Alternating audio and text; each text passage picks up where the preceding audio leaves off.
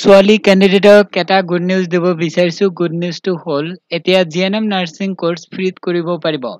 Admission free, hostel free, খোৱা লোৱা free, কোনো ধৰণৰ মাহিলী খৰচ দিব নালাগে।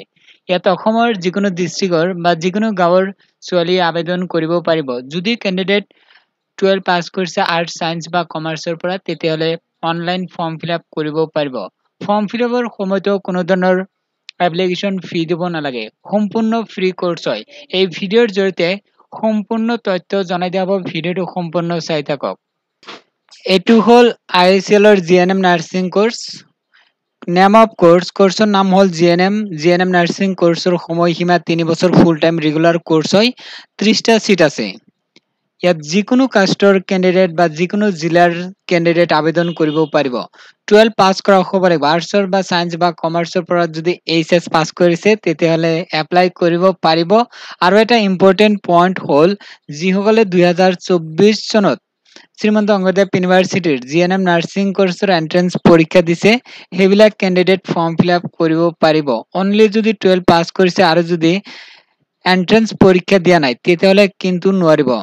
12 পাছ কৰা হ'ব লাগিব। লগতে এই যিটো শ্ৰীমন্ত শংকৰদেৱ ইউনিভাৰ্চিটিৰ জিএনএম নাৰ্ছিং কোৰ্চৰ এন্ট্ৰেন্স পৰীক্ষা, সেই পৰীক্ষাটো যিসকলে দিছে সিহঁতে এপ্লাই কৰিব পাৰিব। সিলেকশ্যন প্ৰচেছ ইয়াতে উল্লেখ কৰিছে। ডকুমেণ্টছ ভেৰিফিকেশ্যন হ'ব। এতিয়া এপ্লাই কৰিলেই হ'ল।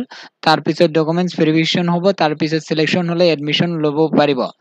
আৰু এটা গুড নিউজ হ'ল যেতিয়া কেণ্ডিডেট এডমিশ্যন পাব, পোৱাৰ পিছত আকৌ মাহিলী পইচা পাব, ষ্টাইপেণ্ড দিব। ইয়াতে উল্লেখ কৰিছে প্ৰথম বছৰত প্ৰত্যেক মাহত 2500 পাব।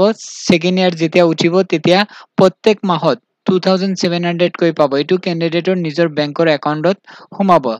যেতিয়া থাৰ্ড ইয়াৰ যাব তেতিয়া 2900 কৈ পাৰ মান্থ পাব কেণ্ডিডেট। এইটো নিজৰ একাউণ্টত লাভ কৰিব। হোষ্টেল ফ্ৰী, খোৱা লোৱা ফ্ৰী, তাৰপিছত কোনো ধৰণৰ মাহিলী খৰচ দিব নালাগে। ইউনিফৰ্মৰ এইবিলাক চব ফ্ৰী পাব। ইউনিফৰ্ম ফ্ৰী পাব, কিতাপ পত্ৰ চব ফ্ৰী পাব। ফৰ্মৰ লিংক ইয়াতে আছে। ইয়াতে ক্লিক কৰি অনলাইন ফৰ্ম ফিল আপ কৰক। বৰ্তমান ফৰ্ম ফিল আপৰ লিংক এক্টিভ আছে। ভিডিঅ' ডেছক্ৰিপশ্যন বক্সত লিংক দিয়া আছে। এতিয়াই নিজৰ মোবাইলত ফ্ৰীতে এপ্লাই কৰক।